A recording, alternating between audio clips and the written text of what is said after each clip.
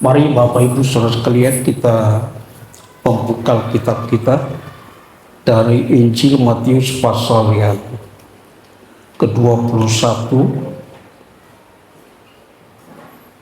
ayat 33 sampai ayat yang ke-41. Perumpamaan tentang penggarap kebun anggur. Hari ini saya memberikan judul khotbah saya yaitu hidup dalam perjanjian Allah. Sekali lagi, hidup dalam perjanjian Allah. Saya masih akan berbicara tentang topik-topik yang 1-2 minggu ini sedang kita bicarakan, Bapak Ibu Saudara sekalian. Mari kita akan memulai pembacaan kita dari Injil Matius pasal yang ke-21 ayat 33 sampai ayat 41. Saya akan membaca ayat 33, Bapak Ibu Saudara sekalian membaca ayat 34, dan seterusnya kita membaca ayat ini berganti-gantian. Dengarkanlah suatu perumpamaan yang lain. Adalah seorang tuan tanah membuka kebun anggur dan menanam pagar sekelilingnya. Ia menggali lubang tempat memeras anggur dan mendirikan menara jaga di dalam kebun itu. Kemudian ia menyewakan kebun itu kepada penggarap-penggarap, lalu berangkat ke negeri lain.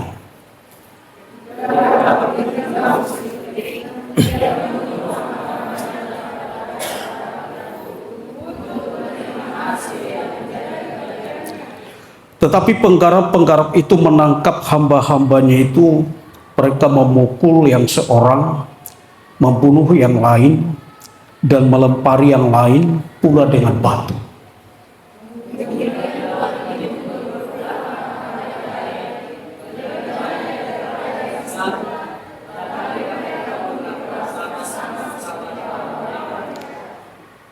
Akhirnya ia menyuruh anaknya kepada mereka, katanya, "Anakku akan mereka segani."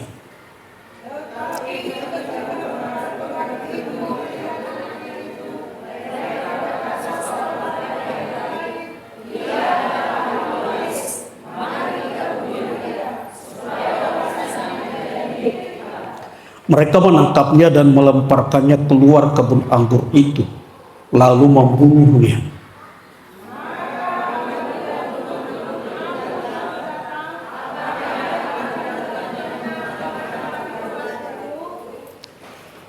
Kata mereka kepadanya, "Ia akan membinasakan orang-orang jahat itu dan kebun anggurnya akan disewakannya kepada penggarap-penggarap lain yang akan menyerahkan hasilnya kepadanya pada waktunya."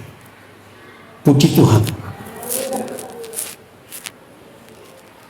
Hidup dalam perjanjian Allah. Tentunya Bapak Ibu Saudara sekalian masih hangat dengan topik yang 2 minggu ini kita sedang perbincangkan, di mana saya memberikan pengajaran tentang satu kebenaran, yaitu memberikan persepuluhan. Kemajuan teknologi hari-hari ini Bapak Ibu Saudara sekalian sepertinya kebablasan. Jadi kalau saudara tidak memiliki satu filter, saudara akan dengan mudah saja terombang-ambingkan oleh pengajaran-pengajaran sesat di akhir zaman ini. Itulah sebabnya sebagai seorang gembala saya ingin membagari saudara dengan satu pengetahuan. Kenapa? Kenapa kita harus memberikan persepuluhan? Bapak Ibu Saudara sekalian, 2 minggu yang lalu kita melihat ayat kebenaran firman Tuhan ini dalam Imamat pasal 27 ayat yang ke-30.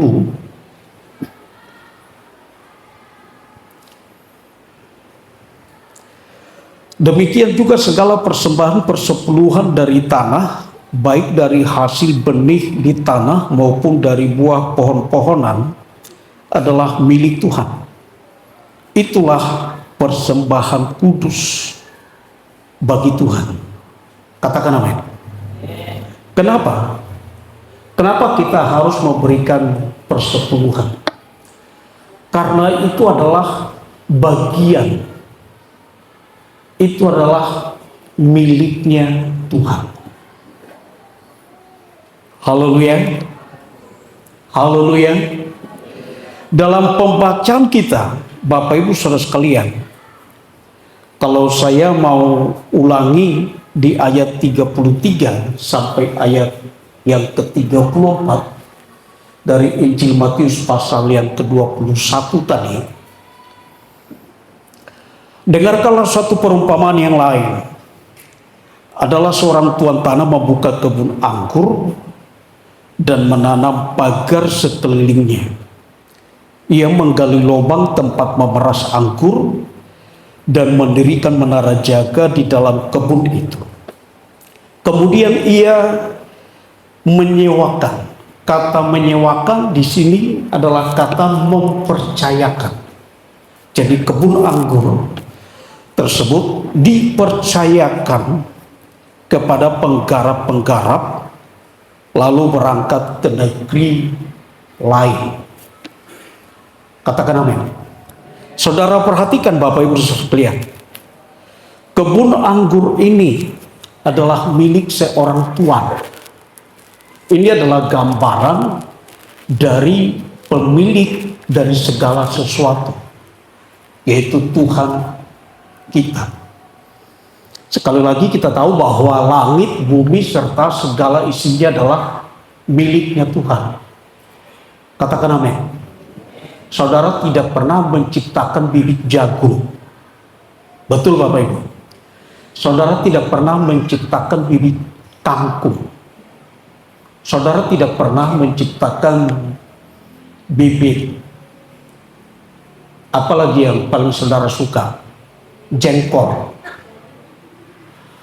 Yaitu Allah yang ciptakan. Haleluya. Dan saudara juga tidak pernah menciptakan sebidang tanah. Kenapa itu tanah ada? Kenapa ada tanah? Kenapa ada daratan? Kenapa ada lautan? Karena Allah semua yang mengatur. Haleluya. Nah, dalam perumpamaan ini, kenapa sampai ada kebun anggur? Yaitu karena ada seorang tuan yang mengerjakannya. Sekali lagi, ada seorang tuan yang telah mengerjakan. Lalu ladang itu atau kebun anggur itu dipercayakan kepada penggarap-penggarap.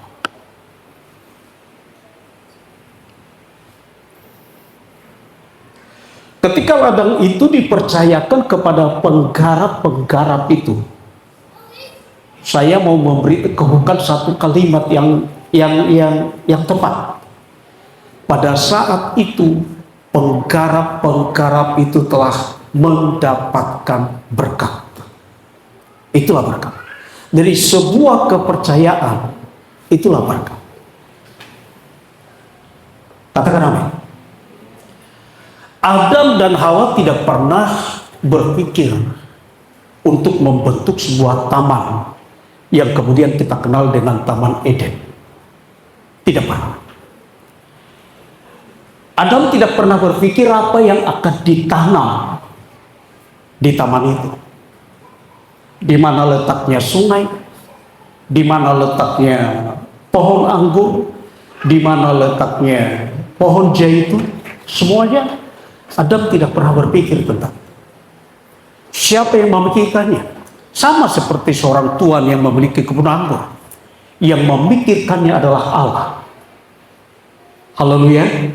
Dan setelah segala sesuatu selesai ditata dengan begitu baik, Allah kemudian mempercayakannya kepada Adam dan Hawa. Sekali lagi saya mau beritahukan, ketika Allah mempercayakan Taman Eden itu kepada Adam dan Hawa, itulah sebuah berkat. Mereka bebas menikmatinya. Mereka bebas untuk mengolahnya. Mereka bebas untuk mengerjakannya. Itu yang disebut dengan berkat. Jadi sekali lagi, manusia itu sudah diberkati Tuhan. Haleluya. Kalau sekarang saudara dipercayakan sebuah pekerjaan, itulah berkat saudara. Kalau saudara sedang dipercayakan sebidang tanah untuk ditanami sayuran, itulah berkat saudara. Itu adalah sebuah kepercayaan. Mungkin saudara berpikir, tapi rumah ini belum milikku. Dengar Bapak Ibu Saudara sekalian, tidak akan ada yang akan kita miliki di muka bumi ini. Segala sesuatu hanya untuk tempat kita menumpang saja. Ketika kita dipercayakan, itulah berkat. Haleluya. Tetapi kemudian perhatikan di ayat yang ke-34. Ketika hampir tiba musim petik, ia menyuruh hamba-hambanya kepada penggarap-penggarap itu untuk menerima apa Bapak Ibu? Hasil yang menjadi bagiannya. Tuan pemilik kebun anggur itu punya satu perjanjian dengan penggarap-penggarap ini. Nanti saya akan datang untuk menerima apa yang menjadi bagian saya. Coba kita lihat lagi kita baca bersama-sama ayat ini. Biar saudara sedikit lebih jelas dan memahami kebenaran firman Tuhan. 2-3 ya. Ketika hampir tiba musim petik, ia menyuruh hamba-hambanya kepada penggarap-penggarap itu untuk menerima hasil yang menjadi bagiannya. Ada sebuah perjanjian di sana. Amin, saudara. Saya memberikan sebuah perumpamaan tentang beberapa petak sawah milik kami yang ada di kampung. Kami punya perjanjian dengan yang mengerjakannya, bahwa kami akan mendapatkan sekian kaleng dari satu tapak ini. Itu ada perjanjiannya. Dan ketika tiba waktunya, kami akan mengambilnya.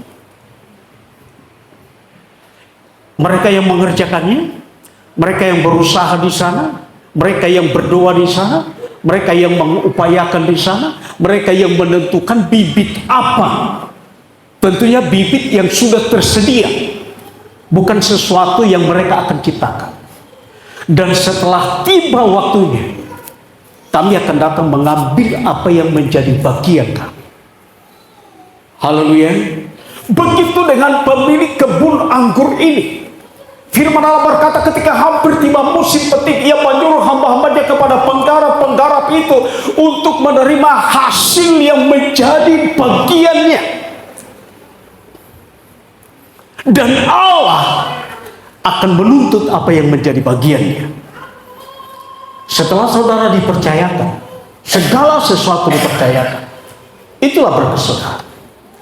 Jadi ketika saudara memberikan persepuluhan saudara, bukan untuk mendapatkan berkat, saudara harus memahami sebuah kebenaran.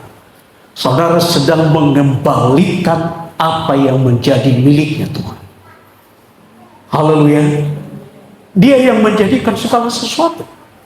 Kalau saudara percaya saudara bisa bekerja itu karena Tuhan, saudara patut mengembalikan apa yang menjadi bagian Tuhan.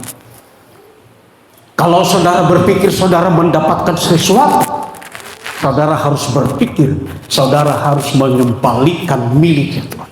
Dengar Pak, ini tidak hanya ada di dalam perjanjian lama. Coba kita lihat satu ayat ini. Injil Matius pasal yang kelima ayat 18 hingga ayat yang ke-20.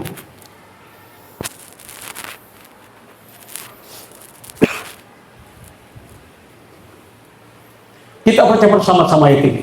2, 3, ya. Karena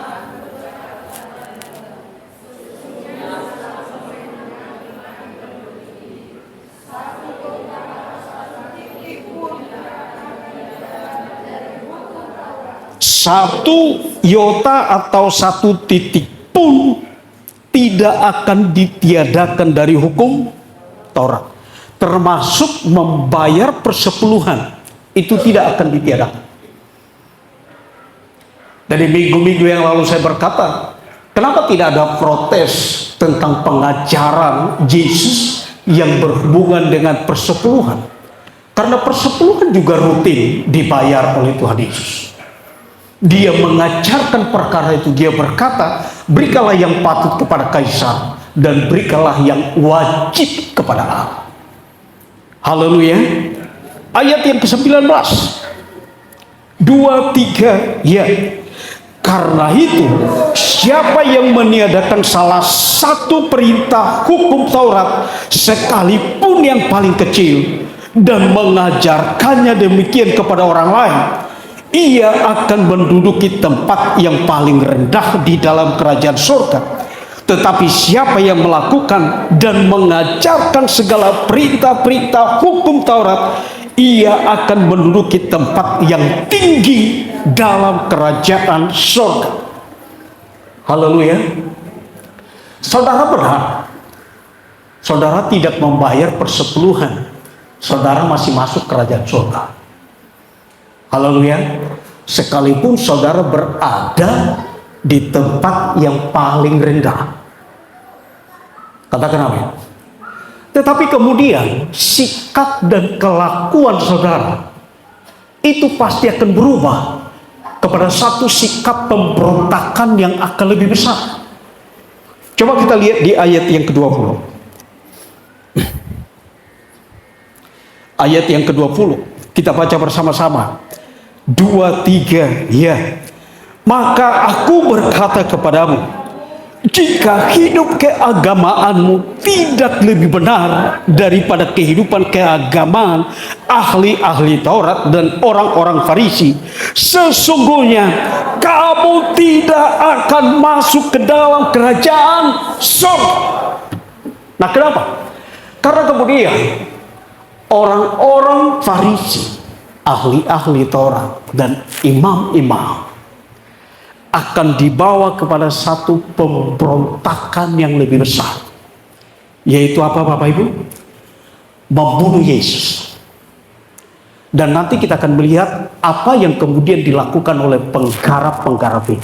Awalnya karena ketidakrelaannya memberikan apa yang menjadi bagian tuannya, pada akhirnya mereka dibawa kepada satu pemberontakan yang lebih besar. Bukan hanya memukul, menganiaya hamba-hamba yang disuruh oleh tuannya, anaknya sendiri pun akhirnya dibunuhnya.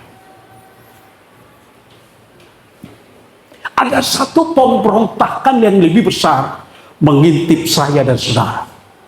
Apabila saudara tidak memiliki satu ketaatan yang penuh kepada firman Allah.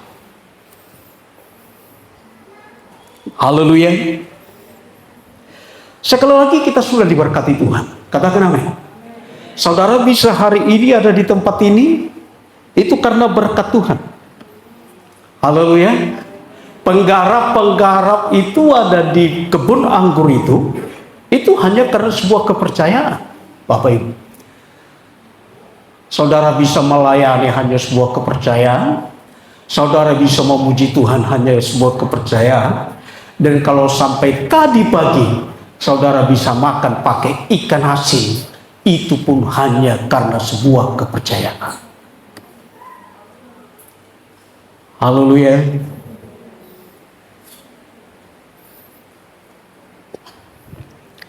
Injil Matius pasal 25 ayat 14 sampai ayat yang ke-15.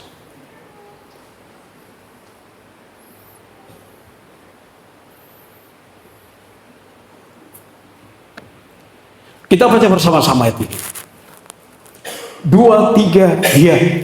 Sebab hal kerajaan surga sama seperti seorang yang mau bepergian ke luar negeri dan memanggil hamba-hambanya dan mempercayakan hartanya kepada mereka. Yang seorang diberikannya 5 talenta, yang seorang lagi 2, dan yang seorang lagi 1, masing-masing menurut kesanggupannya. Lalu ia berangkat. Puji Tuhan. Saudara, ada yang lahirnya bawa uang, Bapak Ibu. Saudara, ada yang lahir tiba-tiba saudara punya sisik, dan setelah diamati kemudian sisik-sisik yang menempel di kulit saudara itu terbuat dari emas. Ada, Bapak Ibu? Tidak satu pun di antara kita yang membawa harta datang ke muka bumi. Jadi kalau sampai saudara memiliki 5 talenta, kalau sampai saudara memiliki 2 talenta, kalau sampai saudara memiliki 1 talenta, itu hanya sebuah kepercayaan. Haleluya. Kami datang di kota Medan, Bapak Ibu, hanya sebuah koper yang sudah lapuk-lapuk, tidak ada yang lain. Saya pernah cerita waktu kami memulai perintisan, uang kami hanya 500.000 rupiah. Tidak lebih. 500.000 rupiah. Uang kontrak rumah harus dibayar 2.700.000 rupiah. Nah, kalau sampai hari ini kami masih punya sepeda motor Vega R, itu hanya sebuah kepercayaan Tuhan. Haleluya.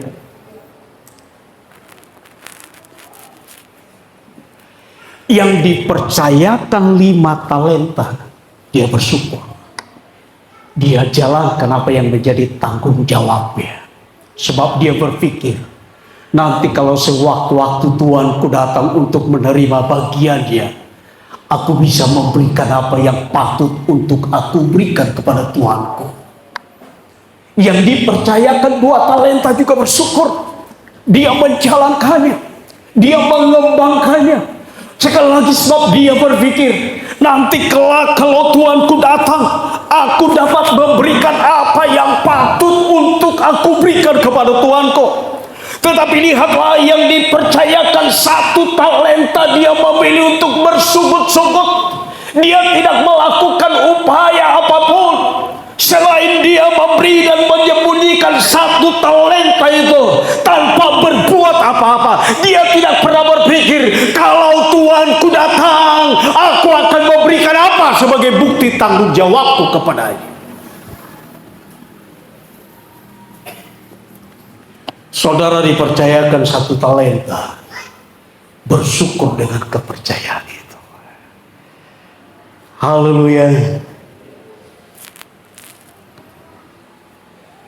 Kalau mau ditanya, Pendeta Munte, seandainya disuruh memilih, mana kau pilih? Ditetapkan menjadi gembala GPD Kasih Bapa sampai Tuhan datang, atau engkau dipindahkan menjadi gembala GPD Maranatha yang berjemaat 2.000 orang? Mana mau pilih, Bapak Ibu?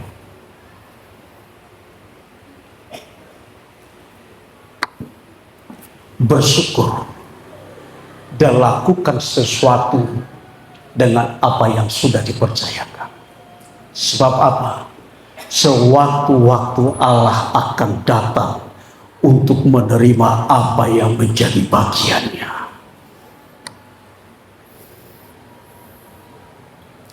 Haleluya. Jadi sekali lagi,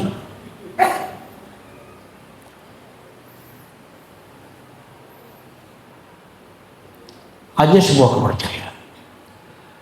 Dan ketika saudara memberikan persepuluhan, bukan untuk mendapatkan berkat, tetapi karena apa, Bapak Ibu? Karena saya dan saudara sudah diberkati Tuhan. Haleluya. Karenanya Allah meminta 10% daripada apa yang saudara dapat. Allah tidak pernah meminta 10% untuk engkau mendapatkan 100. Bukan. Tetapi ketika engkau mendapatkan 100, Allah meminta agar engkau memberikan bagian Allah 10. Itu artinya karena saudara sudah diberkati. Dari berkat itulah kemudian saudara memberikan apa yang menjadi bagian Tuhan. Haleluya. Kita kembali kepada ayat pembacaan kita.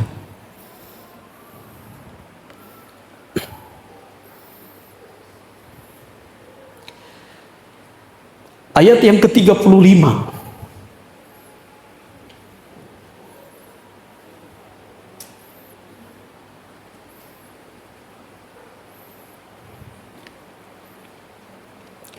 Kita baca bersama-sama dari Matius pasal 21 ayat 35.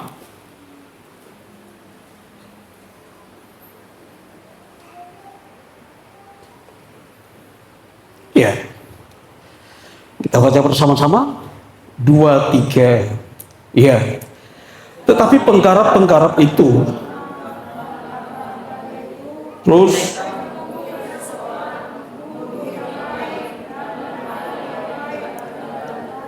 ayat 35.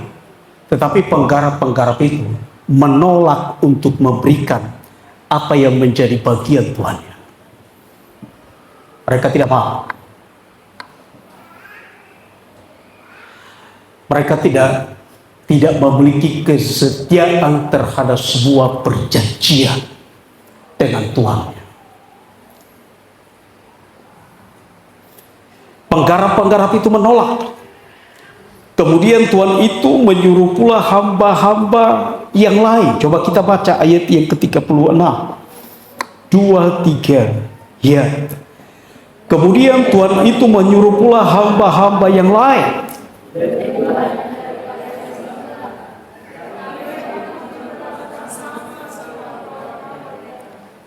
Mereka juga tetap menolak untuk memberikan apa yang menjadi bagian Allah. Berulang kali Bapak Ibu. Tuhan itu sepertinya, waduh, ini bagaimana ini? Ketika disuruhnya hamba-hambanya, mereka menolak. Tuhan itu menepuk dadanya. Dia sabar. Dia masih mengizinkan penggarap-penggarap itu terus menikmati berkat-berkat yang ada di kebun anggurnya. Dia coba suruh lagi hamba-hamba yang lain. Mereka juga tetap menolak dia. Sang Tuhan itu, dia menepuk dadanya. Dan dia masih memberikan kepercayaan kepada mereka untuk menikmati berkat-berkat yang ada di kebun anggurnya. Tapi akhirnya ayat yang ke-37. Akhirnya yang menyuruh anaknya kepada mereka, katanya, anakku akan mereka segani. Tetapi ketika penggarap-penggarap itu melihat anaknya itu, mereka berkata seorang kepada yang lain, ia adalah ahli waris, mari kita bunuh dia, supaya warisannya menjadi milik kita. Ayat 39, kita baca bersama-sama. 2, 3, ya. Mereka menangkapnya dan melemparkannya keluar kebun anggur itu. Anaknya datang. Mereka juga menolak untuk memberikan. Sebenarnya Bapak Ibu Saudara sekalian, persoalannya hanya kecil. Pemilik kebun anggur itu tidak meminta agar kebun anggur itu dikembalikan kepadanya. Kalau kebun anggur itu dikembalikan kepadanya, mungkin mereka berpikir mereka kehilangan pekerjaan, mereka kehilangan kesempatan untuk mendapatkan berkat-berkat yang mereka butuhkan. Pemilik kebun anggur itu hanya ingin agar dia mendapatkan apa yang menjadi bagiannya. Tapi mereka menolaknya. Ketika hamba-hambanya diperintahkannya, mereka menolaknya. Ketika kemudian hamba-hamba yang lain, sekarang kejahatan mereka semakin meningkat. Bukannya hanya dilempari tetapi dibunuhnya. Makanya Bapak Ibu, kalau sampai hamba-hamba Tuhan berkhotbah untuk saudara, saudara tidak mau dengar, Yesus datang pun berkhotbah kepada saudara, Yesus juga tetap saudara pasti akan tolak. Karena kenapa? Saudara selalu hanya memikirkan diri saudara sendiri. Saudara tidak memiliki satu penghormatan pun kepada Allah yang telah mempercayakan segala sesuatu kepada saudara. Tetapi lihat kemudian ayat 41. Kita baca bersama-sama ayat ini. 2, 3, ya. Kata mereka kepadanya, ia akan membinasakan orang-orang jahat itu, dan kebun anggurnya akan disewakannya kepada penggarap-penggarap lain yang akan menyerahkan hasilnya kepadanya pada waktunya. Sampai tiba saatnya pemilik kebun anggur itu menarik itu kebun anggur, dan kebun anggur itu dipercayakan kepada orang lain. Ini berbicara tentang iman, Bapak Ibu. Suatu saat pekerjaan saudara bisa hilang. Suatu saat kesempatan saudara untuk menerima berkat itu bisa hilang. Allah akan mempercayakan apa yang menjadi miliknya kepada orang lain. Haleluya. Tetap dengan sebuah perjanjian yang sama, agar kalau suatu saat aku datang, aku dapat menerima apa yang menjadi bagianku.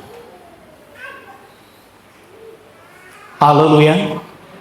Apa persoalan Allah dengan Adam dan Hawa? Jangan saudara berpikir persoalan Adam dengan Hawa itu hanya sebuah pohon, sebuah buah yang mereka makan. Persoalan Allah dengan Adam dan Hawa adalah ketidaktaatan mereka kepada perjanjian Allah. Itu adalah sebuah perjanjian.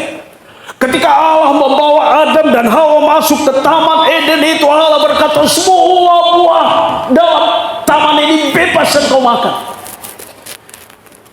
Mau olah pakai masakan tumis juga boleh, silakan. Atau mau buat rendang jengkol juga silakan. Bebas engkau makan. Engkau bisa bekerja di sini. Engkau bisa membudidayakannya. Lakukan yang terbaik. Tetapi kita punya sebuah perjanjian. Buah dalam pohon pengetahuan yang baik dan yang jahat itu jangan engkau makan. Itu bagianku, kata Allah. Itu bagianku. Saudara dengar, berapa ribu jenis buah pohon yang ada di Taman Eden itu. Tetapi Adam dan Hawa juga ingin menikmati buah yang sudah disediakan Tuhan. Allah katakan itu bagianku. Jangan engkau menyentuhnya. Jangan engkau memakannya. Dari seberapa banyak berkat yang Tuhan sudah percayakan kepada saudara, Tuhan hanya minta 10%. Dan itu pun saudara tidak rela. Apa yang menjadi bagian Allah pun saudara tetap ingin untuk memilikinya. Karena itu Bapak Ibu saudara sekalian, berikan sesuai perjanjian. Saya katakan minggu yang lalu, kalau kami sudah sepakat dari lahan sawah itu 15 kaleng, dia nggak bisa kasih 14 kaleng. Dia harus kasih 15 kaleng. Itu namanya hidup dalam sebuah perjanjian. Kalau persepuluhan saudara seharusnya 100.000, saudara memberikan 90.000, itu tidak sesuai dengan perjanjian. Saudara akan berpikir bahwa Allah itu bodoh. Orang yang menggarap sawah kami kemudian akan berpikir, ini orang bodoh. Berapa mah? 15, kasih aja lah 12 kali, udah cukup. Dia itu nggak terlalu pintar itu orang itu. Harus sesuai dengan perjanjian. Maka di sanalah saudara akan melihat bagaimana Allah akan melipat gandakan berkat-berkat saudara. Katakan amin. dengan memperluas areal saudara. Itu doa Yabes, biar Allah memperluas daerahnya.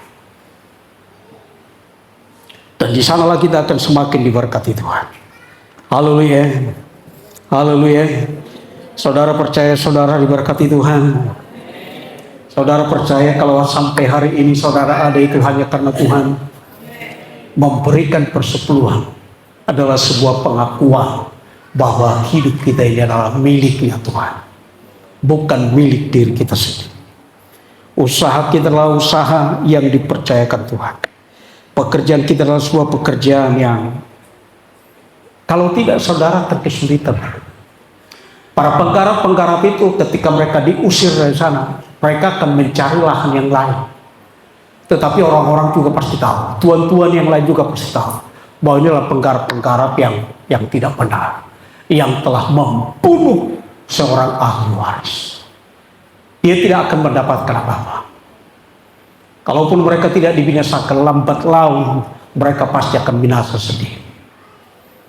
Kenapa? Karena mereka tidak setia kepada sebuah perjanjian.